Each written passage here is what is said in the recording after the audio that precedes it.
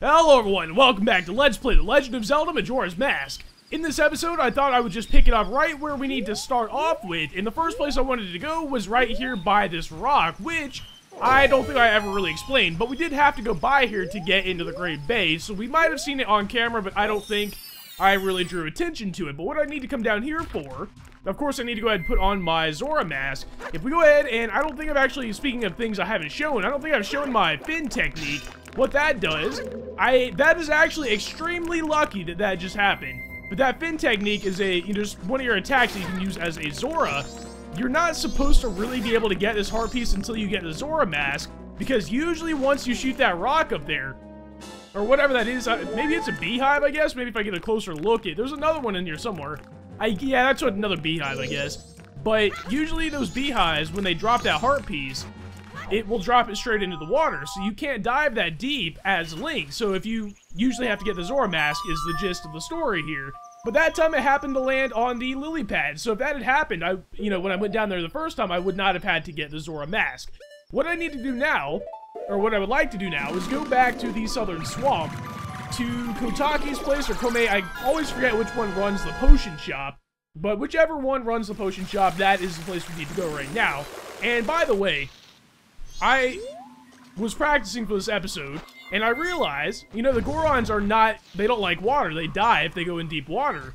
I never really realized that Romani, or our Goron Link form, can roll around in the swamp. I thought for sure it was going to be too deep, but that's not the case. So if you want to get through the swamp a little bit faster than having to hop around with the Deku, that is probably going to be your best bet. But we need to come in here and buy a red potion, which is about 20 rupees, I believe. And actually, I never noticed that ladder on the back of this store before. I don't even know where that goes. It looks like you can't even get up there. I thought that there might be like a rupee on the top of that, but it looks like there's no way you can actually get to the bottom of the ladder to start climbing to the top. But here we are in the shop. Hopefully she'll say her name. Apparently she's not going to. I did not mean to speak to the hag again, because of course we don't really need to do the side quest again. We did this in one of the first few episodes where we had to go save her sister or whatever in the woods. But here's our red potion. That's all we really need. You could also buy a blue potion, but we want to buy a red potion at this point because it is much cheaper than a blue potion, and a red potion will work just fine. Now, what do we need the red potion for, you might ask? Well, the red potion, I don't know if I've explained this before, but red potions are all about healing your health. I'm going to go ahead and warp back to Clocktown because we can't warp to the place that I specifically want to go, but Clocktown is the closest. But the red potions, what they do is allow you to heal your health. And the green potions, of course, will allow you to heal your magic, and the blue potions will do both. We need a red potion because there is somebody that is in need of a potion, and it's probably the thing that I'm about to do you probably would not do right now if you'd never played the game before. But there's no reason we can't do it right now, and the item we're going to get will help us with the next little mini dungeon, so we might as well go ahead and do it as soon as possible. But I don't want to be in my Goron form because you cannot ride Epona as the Goron form. But I do need to go ahead and summon Epona because there is a fence that we need to jump over. And like the second two areas of the game, Great Bay and the area I'm about to go to, which is over here to the east, which, by the way, there are those towers that we could see from the north when we were in the... I forgot where that was. I think we were about to get the Lens of Truth or whatever, and I said, look, you can see the towers. These are that tower, or those towers that we could see all the way from the Goron village, so I thought those were a really cool thing. But yeah, the second two areas, or the final two areas of the game, Great Bay and this area we're about to go to, which is Ikana Canyon, that's just the basic area, I guess you could call it, are blocked off by fences, so you have to have an opponent to go to the second half of the game. But normally, if you were playing through this area, you would see this little pile of rocks over here. Not even a pile, it's more of a circle of rocks. And there's nothing really, special about it or anything. But speaking of the Lens of Truth, if we get out the Lens of Truth, luckily we have a little bit of magic right here, might as well go ahead and get out our red potion as well. If we put on our Lens of Truth, we will see a guy here. Looks like he's trying to wave to us or something like that. And he is trying to wave to people, and that's really sad, and we will find out why when we talk to him. Huh? Don't tell me. I'm shocked. You're the first person who's ever spoken to me. I've been here for many years, waving my arms around and asking for help, but everyone ignores me and passes me by. It's 'cause I'm about as impressive as a stone, right? I'm used to it, though. I have a request. Can you give me some medicine that would make even a noticeable stone like me feel better? And we do have a little bit of medicine. We just happen to pick up that red potion, so we might as well give that to him. Is that it?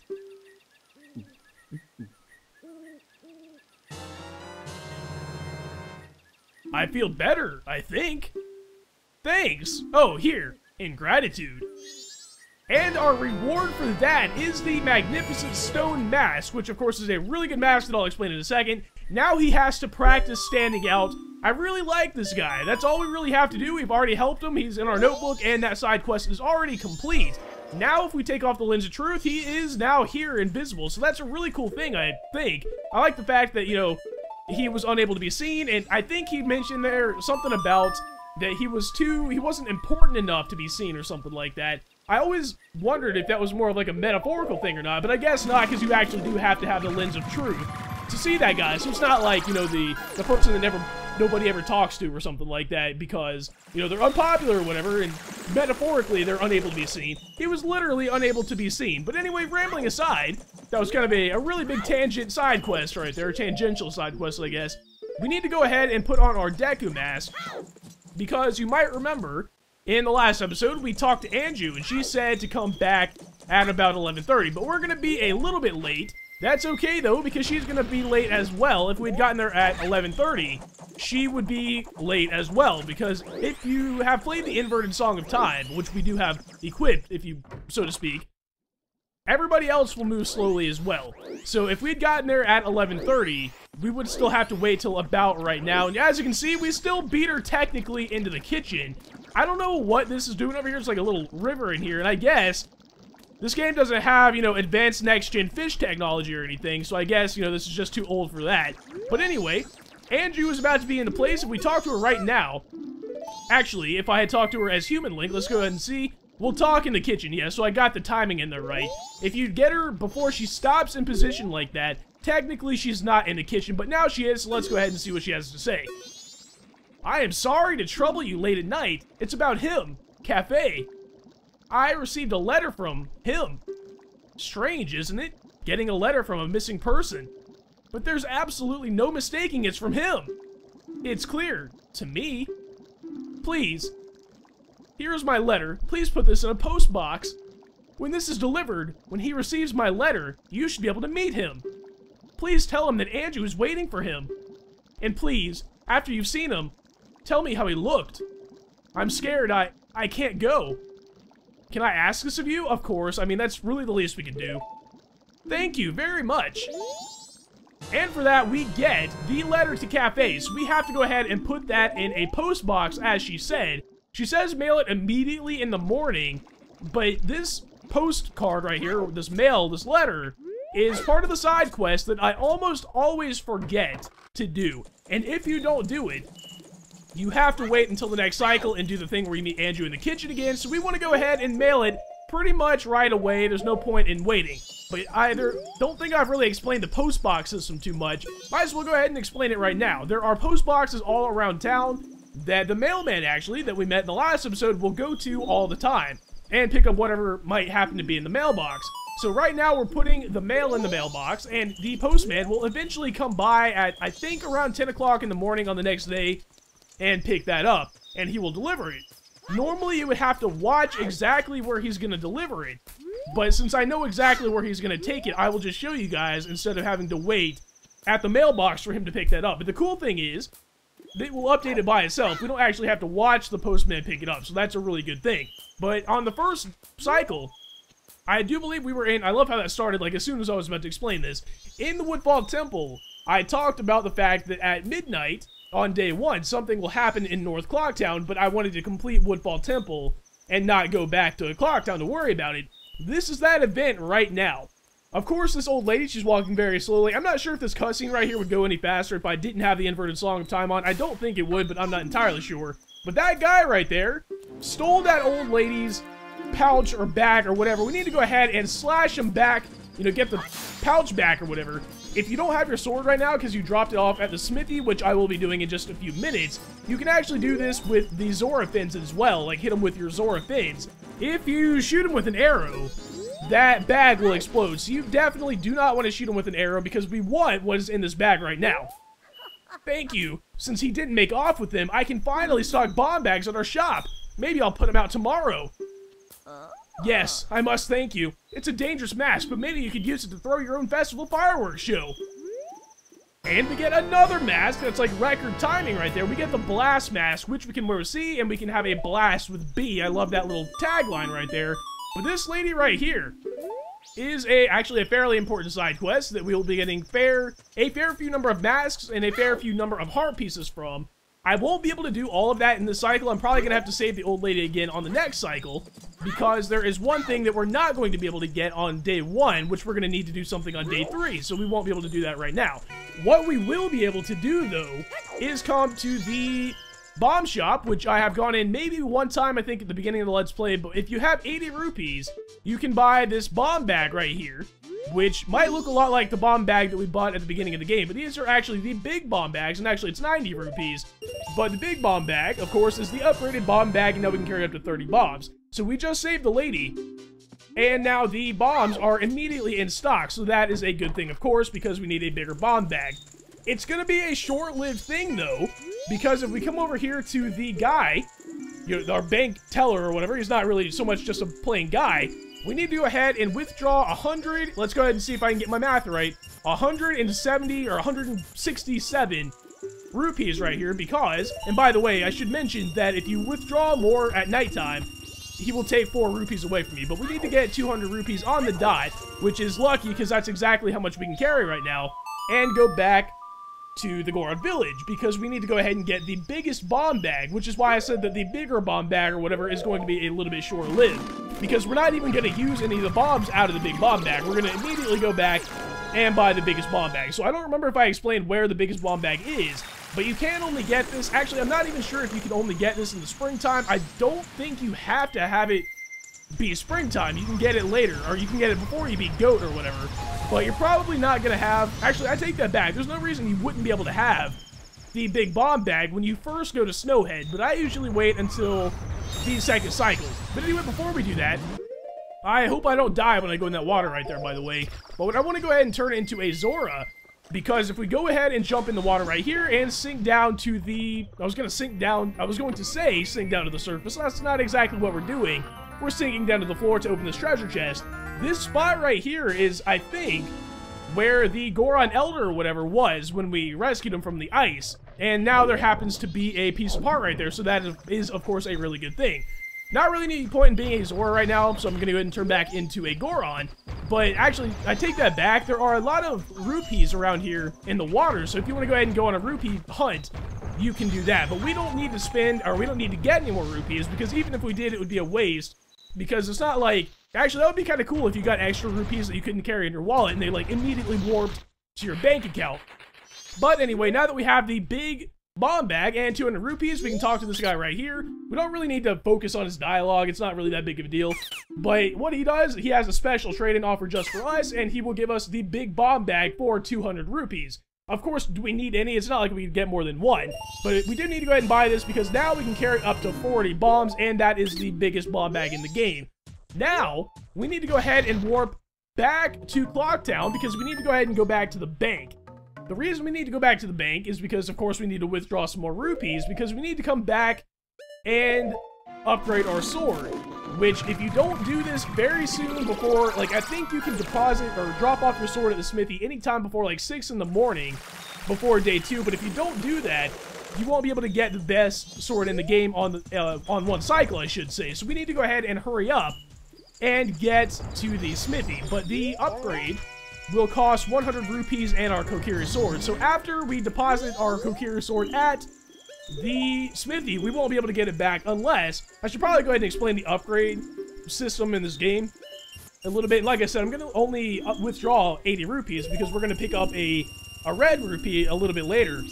But the upgrade system in this game works that basically you start off with the Kokiri sword, of course, and you can upgrade to the Razor sword on day... Basically, if you deposit your sword at the smithy, overnight he'll turn it into a Razor sword, which only lasts for 100 slashes of your sword or whatever, because I guess it's not really stable or whatever. You don't really want to stick with the Razor sword, even though I think it is probably the coolest looking sword in the game. What you want to do is get the Razor sword back from the smithy when he's done with it, and immediately turn it into a gilded sword. And to do that, you have to give him this gold dust. So we're going to need to keep that, but we can't give it to him right now. Now, there is a red rupee over there in that waterfall that we could get but I want to get one that I didn't even know about until a couple of days ago, and it's not even in the Majora's Mask Player's Guide from Nintendo Power.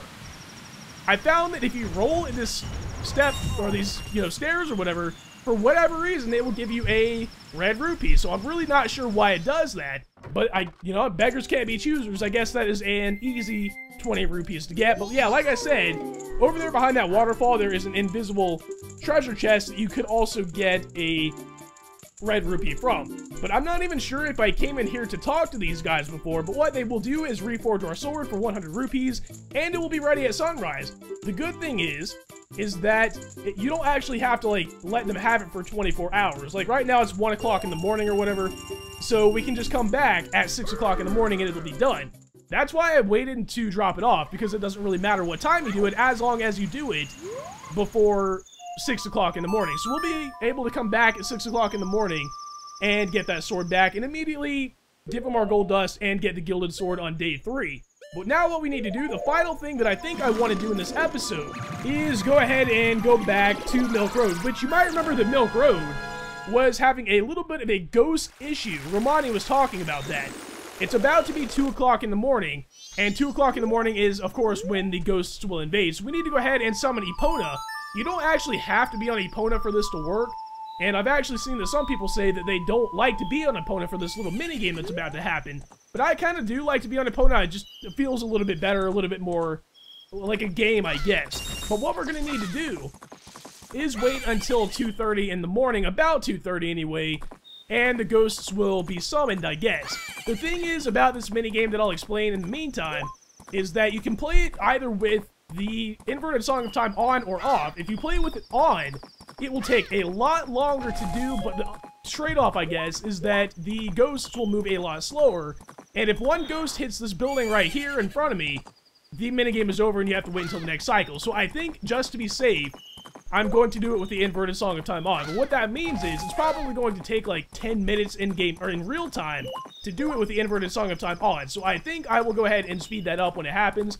And you know what? There's not really much to do right now anyway. So I guess I will speed up until the invasion starts, and then explain it a little bit more in detail, and then we'll see where we go from there.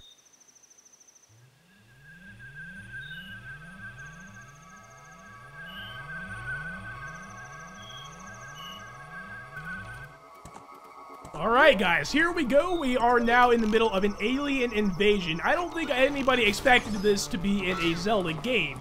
My strategy for this, really, when the inverted Song of Time is on, if you lose the minigame, you probably were not meant to win it in the first place, because it is extremely easy. It's almost too easy. It's not even like a game when you have the inverted Song of Time on. But if you have it off, it's extremely difficult to me, so I'm going to leave it on. But really, all you got to do is ride around and shoot all the aliens and not let them touch the thing. Like I said, on the inverted Song of Time, or if you haven't played, there's not too much strategy involved, but if you have it off, what I recommend is just riding around. Just basically all you really got to do is ride around and look at the map, and whichever one is closest, take it out. But I will meet you guys at about 5:15 in the morning. That is when this minigame will be over.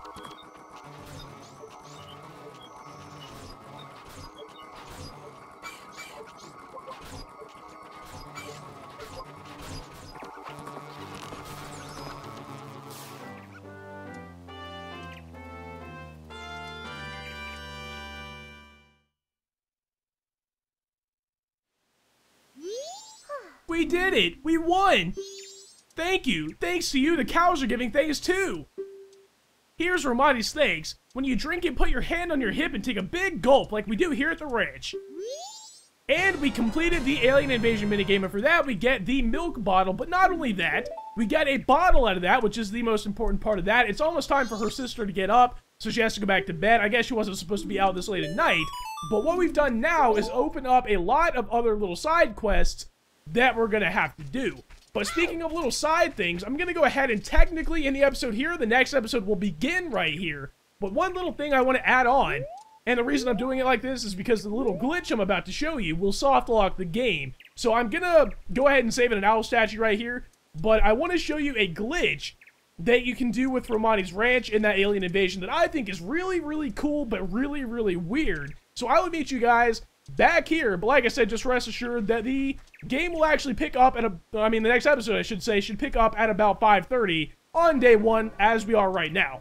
Alright guys, here we are in the middle of another invasion. I want to show you that Epona and that sign are over there. Also that this box is here, and there's not a tree right in front of it. That might sound like some weird stuff to be pointing out, but you might also notice that the Song of Inverted Time is off right now, so it is playing at a normal speed. I will meet you guys at about 3:49. Actually, that is exactly the time that I am going to have to pull this glitch off. I will meet you guys in about half an in-game hour. Alright, it's about time to pull the glitch off, and you might notice that the ghosts are about to go in the house, and that is because it is about 3:49. I am pause buffering in the game right now, which means I am advancing the game 1 frame at a time, pretty much, and what we want to have happen is we want that timer in the Bomber's Notebook to say 3:49. At 3:49, and usually that happens about when the last ghost disappears into the house, you'll be able to see like the little last bit of his skirt, or whatever you want to call it, go into the house. So I want to go ahead and get it to 3:49. Maybe a couple more pause buffers will be enough for that. If you go too far, the glitch won't work, and I will have to go all the way back to the beginning of day 1 to try this glitch over, so I really want to be sure that I don't mess this up. And there we go, 3:49. Now, what I have to do now is unpause, and in the unpause, press C down, and there we go. That's actually the hardest part right there to me. Now I have to play the Song of Double Time, which, if I haven't explained this before, which I don't think I have, the Song of Double Time just takes you to the next, like, half of a day. So, in this case, it would take us to the dawn of the second day. If I played it when the game loads back up, it would take me to the night of the second day. But actually, that's kind of funny. When it loads in here, listen to the music. Also, there's a tree right here, and also on the path into Romani Ranch, there are a bunch of trees, and also, Epona and that sign are no longer here. We have made it into the Twilight Zone, known as Alternate Romani Ranch. The milk bar music, which is the music that's playing right now, is the creepiest part of this to me. I have absolutely no idea why this plays right here. There's really no reason. I'm sure there is a reason why it plays, but I have no idea what that is. And one thing I kind of want to do is I have a feeling that if I put on the Deku Scrub mask, yeah, it didn't work. In the Japanese version, if you try and burrow, you can actually burrow into the path right here. I thought that might work as well. To get out of Alternate Romani Ranch and set it back to normal, which, by the way, time is not passing right now, you can go and leave the ranch. But if we try and leave the ranch by playing the Song of Soaring, watch what happens.